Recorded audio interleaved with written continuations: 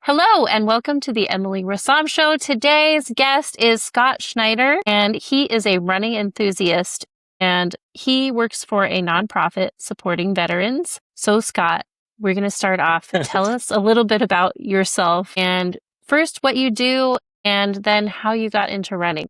I didn't think you would ask this question, so I just kind of really didn't give it that much thought. But ultimately, I've just been in health and human services for the majority of my professional career. I've worked with the disabled population in a program called Ticket to Work. And basically, the premise behind that was those that are receiving SSI or SSD that would be considered permanently disabled are kind of tiptoeing into wanting to return to work.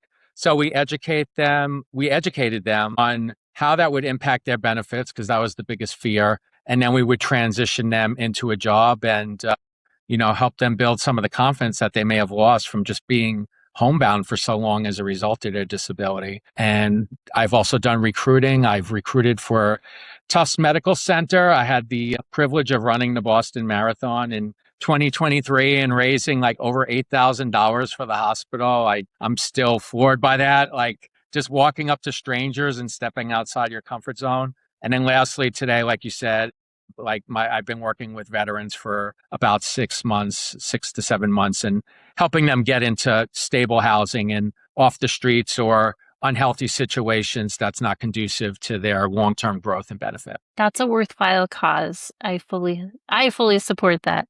Let's talk a little bit about your metamorphosis.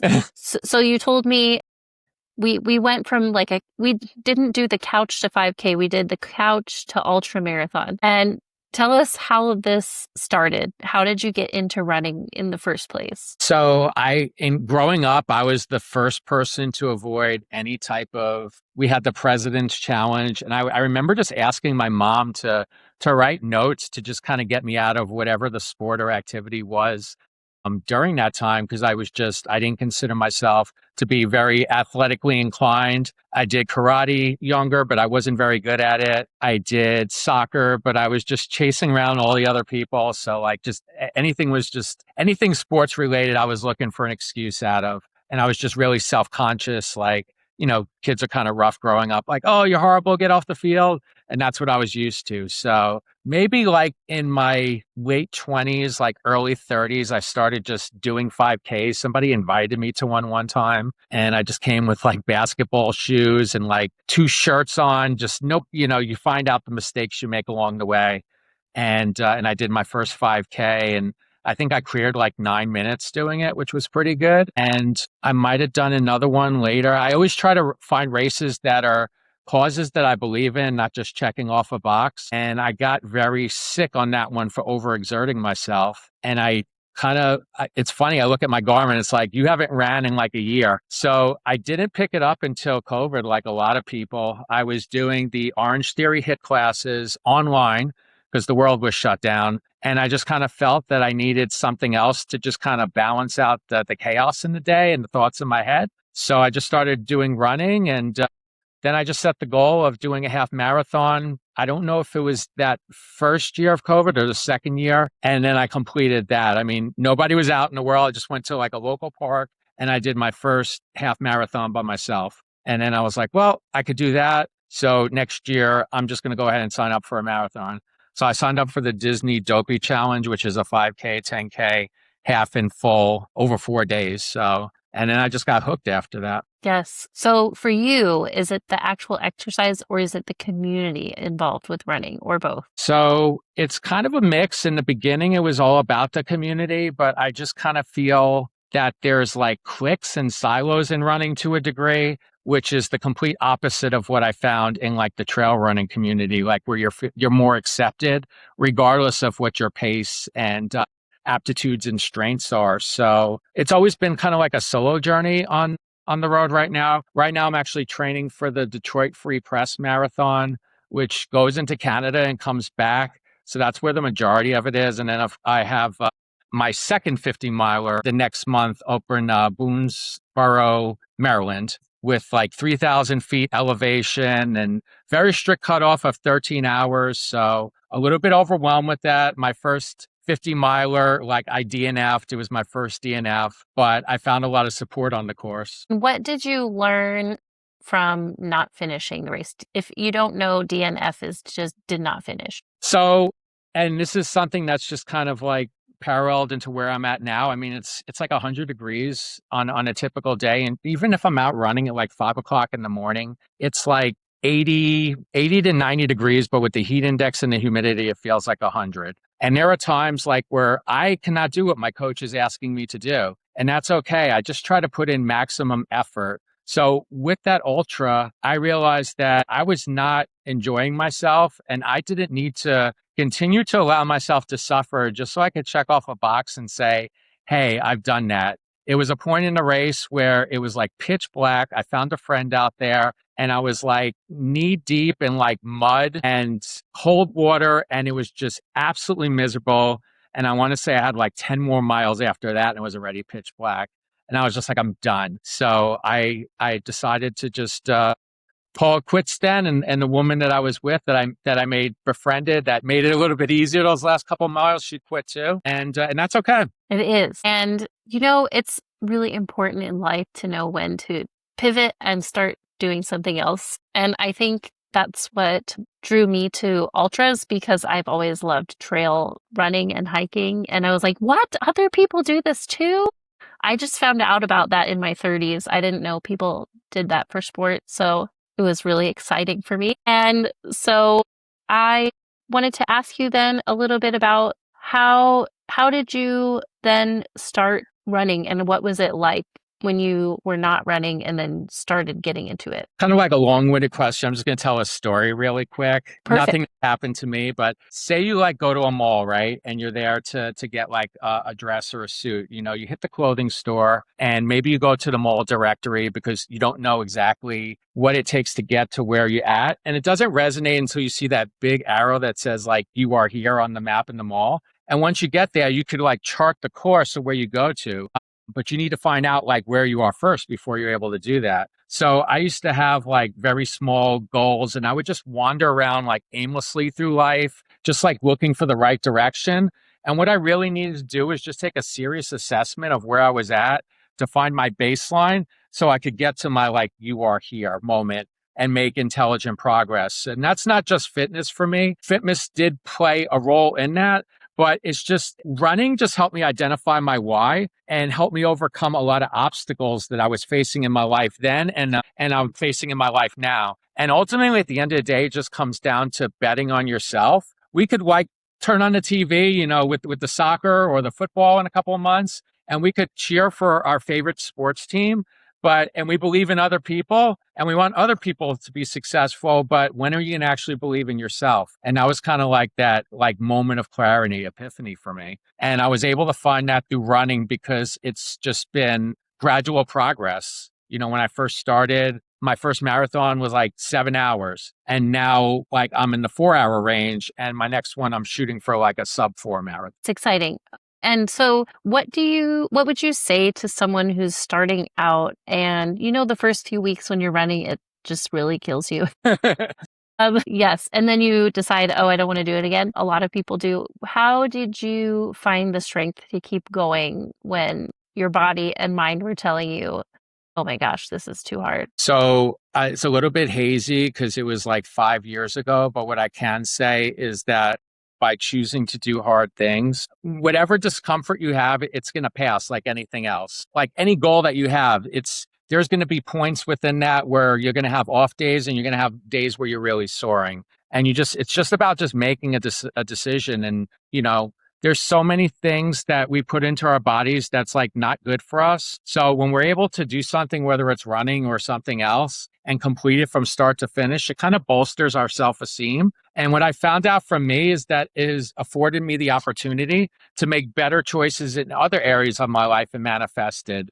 So it's just been kind of like a compound movement for me. So that could be food that I decide that I'm not going to eat because I just want to make a better choice. Cutting off toxic people in your life, learning how to say no, saying no is a sentence, going to a job and saying, you know what, I don't want this anymore. This was a phase in my life and I want something more for myself. I want to be able to make a greater impact. And all of that just kind of came from running. And finding out my why and just making that progress and setting a standard for myself. And by doing so, not to like pat myself on the back here, but there's not enough people that are winning in the world today, in my opinion. And when other people see that like you're authentic and you're doing things and you're able to achieve that, even if they're not verbalizing it to you, they're paying attention to you. And it could influence them to make better decisions in their own life, even if they don't verbalize that to you. Right. And that is exactly why one of the reasons why I started a podcast, because I wanted to be able to say, hey, you can do hard things too. And so then what I wanted to ask you a little bit about is you mentioned that you are recovering from addiction. Yes. Or can you tell us a little bit about how you went about in this process and how things have changed in your life as a result? Sure. So I started using and abusing drugs probably when I was around 16 years old.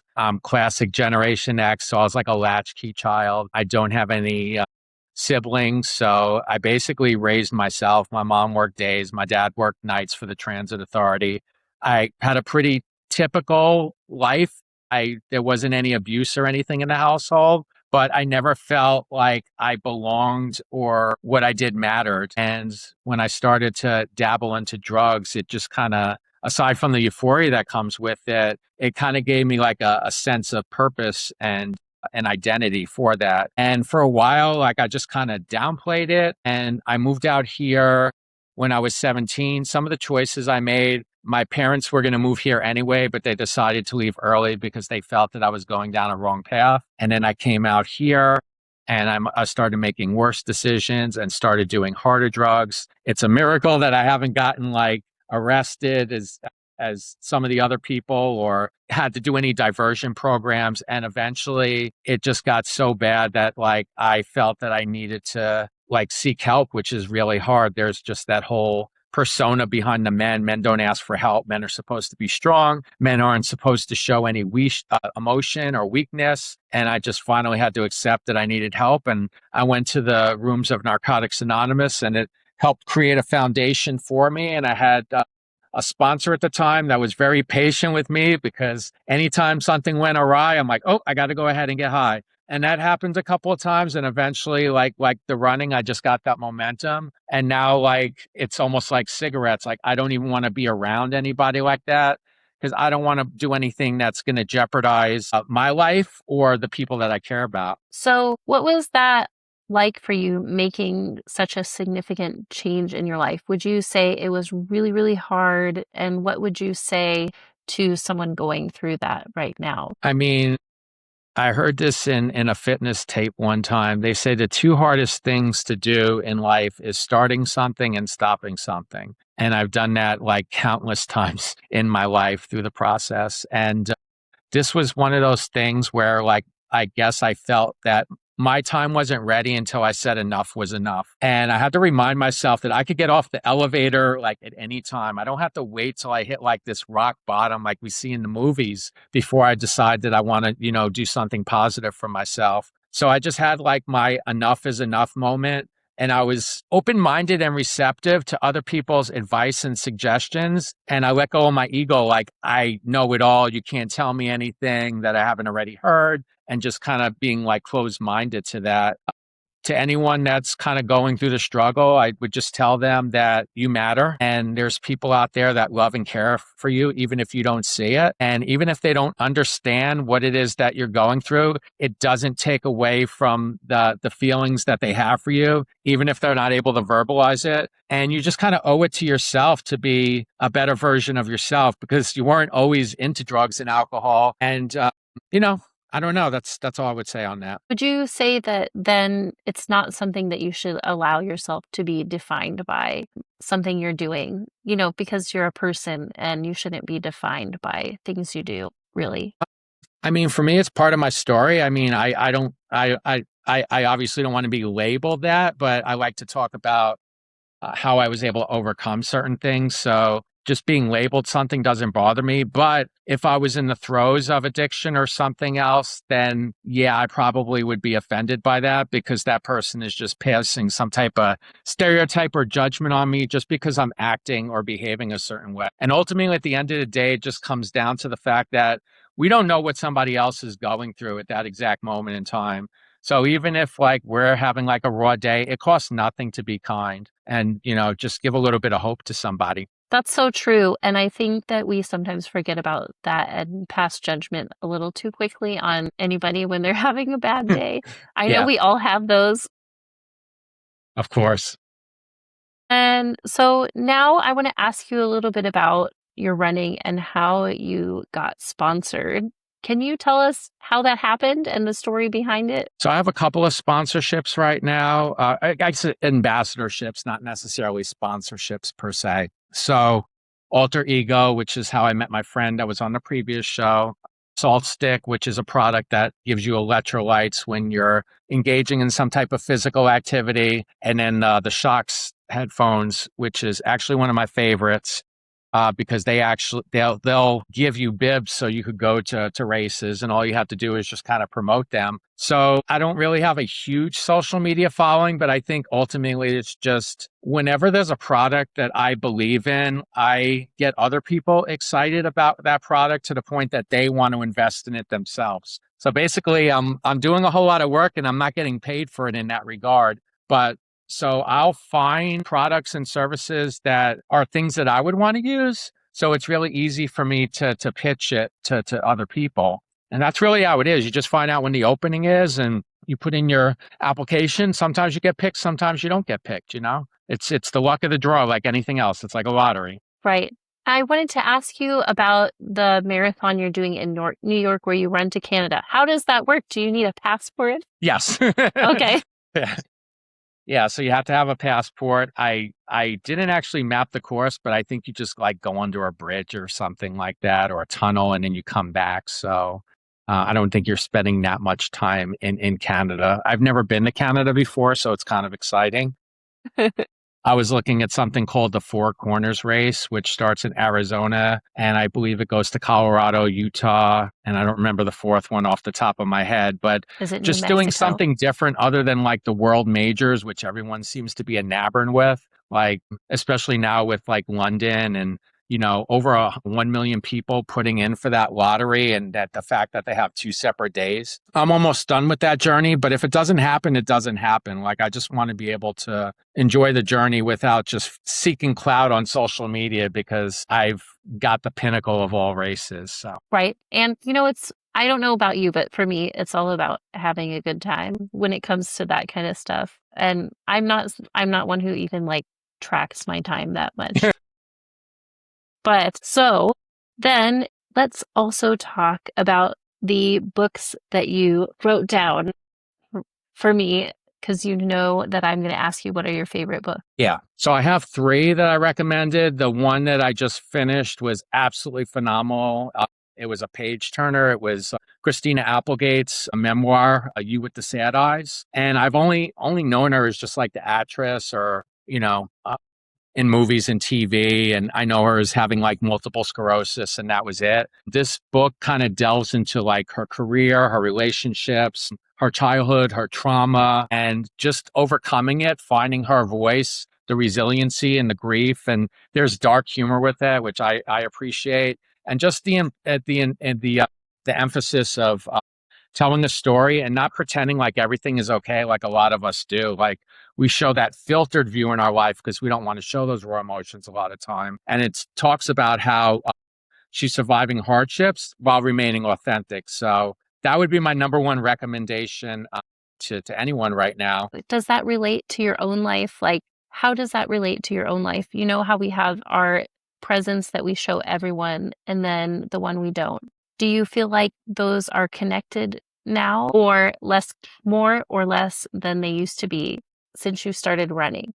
I think if anything, it's just kind of taught me to just be more authentic with my own story. I do okay with that on social media, but one of the things I've just been kind of tossing around is writing my own book. I don't know if it would resonate with a lot of people like hers does, because she had journals along the way and I just didn't document it that well and having to rely on that. But just I felt that it just reading it, it just kind of opened up a lot of doors and just makes me feel like it's like somebody, like I don't have to wait until like the wheels are coming off to be honest with somebody.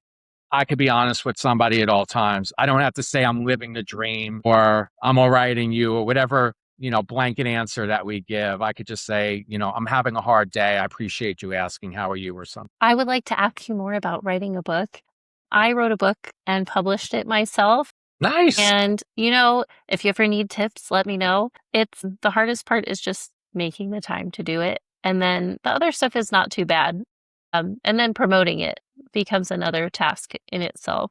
But I always encourage people to write a book because if anything, you can pass it along to people you care about if they need to hear the story or the one I have, I give it to a lot of girls I meet that are graduating from high school. So what is your next book?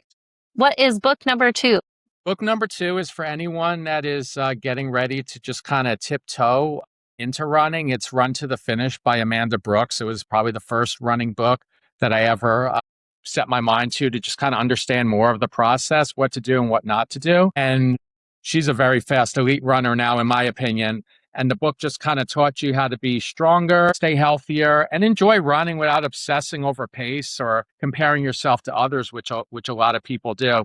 And one of the things that I enjoyed in her book is she decided to give her inner critic a name so that whenever her mind is just kind of segueing to those negative thoughts, she could just kind of call out whatever that name is. And she named her inner voice Margie because Margie sounds like somebody that you wouldn't take seriously if they were giving you advice. So long story short, I ended up doing Berlin and I was in my own head and I sent her a message on social media and I was just like, I don't know if you're going to read this or not, but if you do, I was just wondering if you could give my inner critic or my inner voice a name. So she sent me a message back and called my inner voice Martin. And you have work to do, you need to take a seat. So I actually laminated it and I bring it with me on every race that I do that's over 13 miles because I want to be able to look back on that. It's supposed to hurt at some point. You just got to fight through that discomfort, Right. Isn't that true about life in general? It hurts at some point, but you got to fight through. And I love the laminated card. That's so much fun. I can see you pulling this out of your pocket. And for those who don't know, you said Berlin. Can you tell us what this is? Because not all of my audience knows about running. And can you tell us about the qualification process? How do you get into the Berlin Marathon? Yeah, so I'm not at the point like where I'm able to time qualify for any of these races. So there's multiple ways you could get into it. They actually have 8 now. So the 8 is New York, Chicago, Boston, Berlin, London, Tokyo, and they just added, Sydney was last year and they just added Cape Town. So if you don't get in through a time qualifier, you could go in through like a tour group and pay X amount of money. You could raise money for charity, or you could throw your name into the lottery, which I did for the majority of the races that I got into. And they pick your name out. And if, you get picked, then you fly out there and you just, you have a fun time. And after you get 6 of them, they give you like this fancy medal, like with all the different majors on it. They haven't added Sydney or Cape Town yet, but they plan on leaning more towards 9. I think Shanghai is going to be the last one, and they'll probably have a special medal for that. But everybody who's like a runner, whether you're an elite runner or just everyday packer, there's just so much emphasis on completing these races. But in my opinion, it's great when you do them, but it's really no different than finding something in your state and just committing to training yourself for that as well. Right. Okay, I'm ready for your third book recommendation. So the third book recommendation, I highly recommend anyone that's listening to this to sign up for Darren Daily. If you just Google that, he sends you like these 5 to 7 minute, like kind of like centering thoughts for the day to help just kind of guide you through the day and make better choices for yourself. He's an entrepreneur. He's written 2 books. The one I just want to mention is called The Compound Effect. And the premise behind this book is that extraordinary success doesn't come from like these dramatic breakthroughs that we seem to think it's going to be, or like this overnight transformation. It's small, smart choices made consistently over long periods of time, building productive habits and tracking those habits. That's where the change is. And it was a game changer. You could probably read it in like maybe a day and a half tops. I like that. And so, what is the best piece of advice you have ever received that you I can think don't of? know if this is the best piece of advice I've ever received, but it's the one I'm going to say for the podcast here today. If you write down your birth year and then you add a dash to it and you add 79 to that, that is your potential lifespan right now. So based on the decisions in your current life right now, you need to ask yourself, am I heading in the direction of prosperity? Or am I heading in a direction of pain? And your past doesn't control the future. What matters is what are you going to do at that exact moment in time? And it's just a reminder to live a more purposeful life, to make today matter, to focus your time and energy on the things and the people that matter to you. Your time, your energy, your focus, and your choices is going to be tantamount to anything else. There's over 150,000 people that die every single day, and you're still here. So just act today and make today better. And when you plant a seed today, the harvest will eventually come. I like that. And what kind of seeds do you do? Do you plant in other people's lives? Like, do you encourage people regularly? I think a lot of it is just kind of like on autopilot. So it's just me just being candid and honest, but I don't like to give advice because people typically will avoid advice or suggestions because Right. maybe they feel incapable or foolish, or maybe they just want to hear their voice. So I think what it's kind of helped me do is just talk about times like where I've gone through something similar and just, acknowledge their feelings and just kind of like emphasize that like you're not alone. You don't have to go through this alone. Everything that you're feeling right now, it's not unique. People have been through that and they've come out the other side, and you could do the same. Now that I have kids, I try to say positive things about what they're doing all the time. And so I try to do this to adults too, but it's a little bit harder because you're like, what weirdo is telling me that I'm really good at this thing? Right. But we don't have people say what we're good at very often or like compliment us on things. So that's one tip that I have been doing as much as possible. And just practicing gratitude when someone does something or makes an impact in your life. I think we miss out on saying thank you, really, and in a way so that people understand, like, I really liked that you did this. It was great. And you're very good at whatever it is. Mm. And I also wanted to see if you could tell us a little bit about how have your relationships changed since you got fit or started running? Have those changed? Because I notice a lot of people mention that to me when I talk to them. I'm kind of an introvert by trade, so I wouldn't necessarily say that I like my support circle has grown leaps and bounds, but what I can say is that the people that I decide to let into my life are quality people. I don't have anyone that is going to jeopardize my life or my livelihood. I don't have to worry about going outside and, knock on wood, getting pulled over by the police for something that I feel that I didn't do. And I don't have to worry about people causing harm to either me or people that I care about. And if I want to, I could always, meet people at these events that we have and just kind of like find the fellowship there. We all go down and we meet Saturday and we go down to the beach and we run down from to Juno Beach all the way down to the about 10 miles down to the park. And then we just come back and then we'll hang out at Dunkin' Donuts and that's cool. And it's like 180 degrees where like I felt that at one point in my life, I could not be around or be social unless I had like a drink in me, and I think just willing to try to do something different, saying yes to things that you would normally say no to and doing things that seem almost impossible. When I was fundraising, like I mentioned earlier, it's very easy to just kind of focus on your support network, your niche, your friends, your family, getting on social media, asking people for money. And that's all well and good, but chances are you're not going to be able to hit your goal that way. So for me, it was just going out and getting uncomfortable and talking to strangers and not being afraid of just hearing the word no, because you are going to hear the word no. And it's so rewarding when you hit whatever your goal is, and knowing yourself and where you were, just like, wow, I could have never done that. You just see the whole trajectory of your life if you just sit back and you just do like a little honest assessment of yourself. And one other thing about gratitude, I don't have it in front of me right now, but I actually have a gratitude jar. And when things come to my mind that like I feel that I need to have gratitude for, I try to shoot for 3 a day. Sometimes I fall short. I take like a little piece of paper or a note card. I put it in this big mason jar. And then every first of the year, I'll open it up and then I'll just read whatever I have in there. And then I'll just start anew for the next year. Love that. We actually have a family gratitude jar at our house, but it's one of those gallon jars and my kids don't know how to write yet. So it Right. falls on me to fill it out for the whole family. So there's a lot of squiggly mountain looking things in there, but I assume it was something good to be grateful for. And another jar that we have is the I love you jar. And I always give them to people now. They're like, what are you giving me this giant gallon pickle jar for?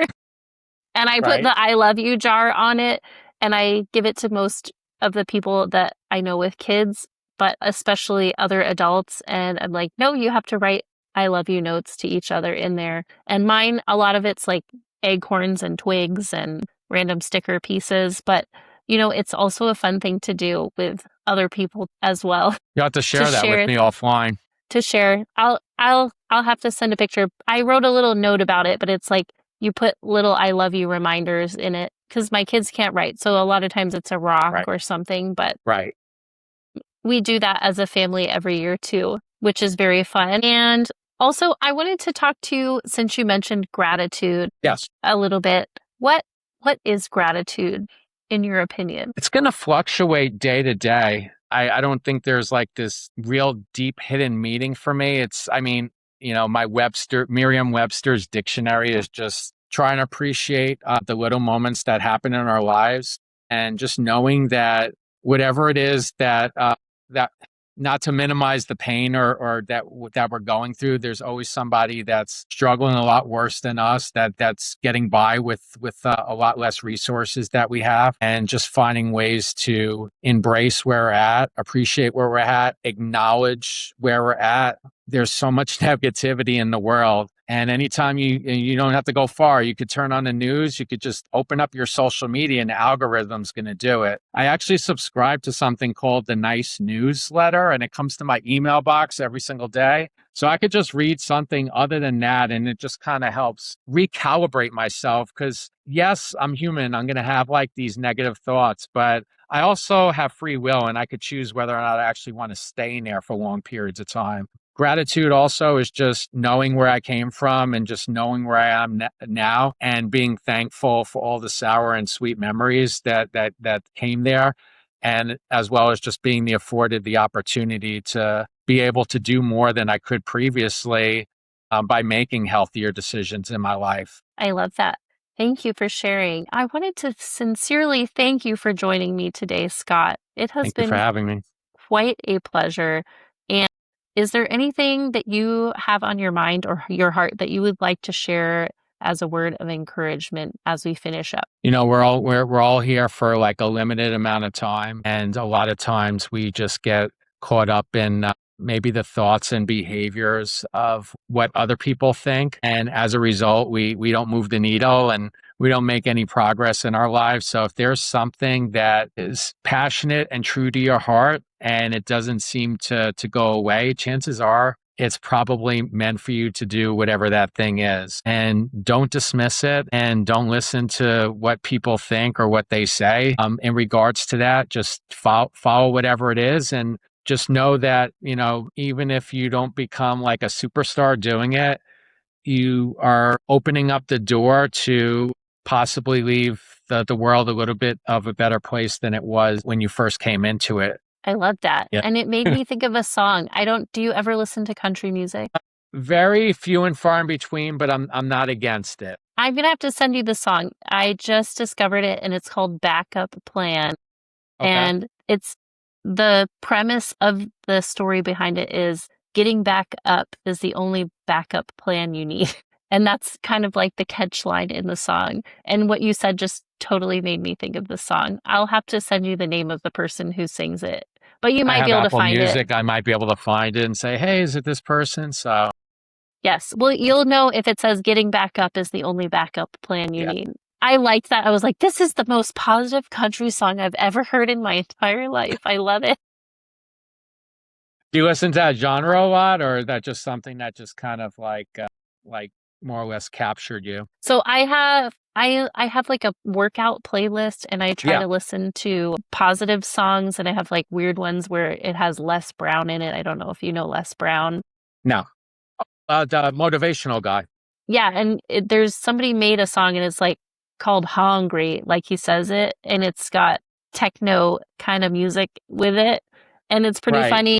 And I listen to a lot of what are they, Sam Tinez, I think it's called, and stuff like that. So yeah, I have a very eclectic taste in music. You would have no idea. It's like Middle Eastern marshmallow because he goes all over and does Latino music. I like it all. The one thing that I like, I think this was Les Brown. He like told a story about like how he was like beating his son at some type of game, and they just continued to play that game. And it's like he said, like his son said something like, "The game isn't over until I win," and they played like 30 games or something, and just kind of like using that as inspiration to guide us through like our own lives. It's just so easy to get defeated, and whether it's running or just something disappointing in our lives, and just stopping it right then and there and then just becoming stagnant. So just challenge yourself to just do something different. Like not every day has to be a win, but just try to do something each day that's going to move you in a direction that you want to go, and just acknowledge that progress, even if you don't have anyone cheering or supporting you. I like that. And it's so true. You should be your own biggest cheerleader. And I tell my kids that all the time. I'm like, yes, I'm always proud of you no matter what, but I want you to be proud of what you have done. That's what matters most. And so it's like hard to teach humans this kind of concept, like they're like proud. What does that mean?